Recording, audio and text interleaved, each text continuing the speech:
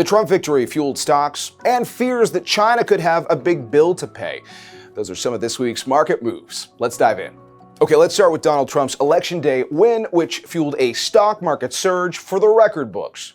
The S&P 500 had its biggest post-Election Day gain ever, rallying 2.5%.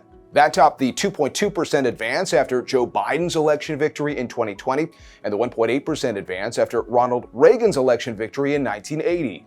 Meanwhile, a fresh trade war between the U.S. and China could be extremely costly for Asian nations. That's according to analysts at the research firm Macquarie. Donald Trump has already floated the idea of 60% tariffs on Chinese imports. If that were to happen, Macquarie estimates China could have to spend upwards of $420 billion to counter the damage, and possibly another $420 billion to stimulate an already weak domestic economy. Now, Bloomberg has reported that some Chinese exporters have already been moving certain goods to other countries first to avoid exporting directly to the U.S. But Bloomberg notes that if the U.S. raises tariffs on the rest of the world, that could make that strategy more difficult. And finally, how much would you pay for a trip to space? Entrepreneur Richard Branson is hoping $600,000. His space tourism company Virgin Galactic is building a new spacecraft. It's called Delta. It will replace an older model called Unity.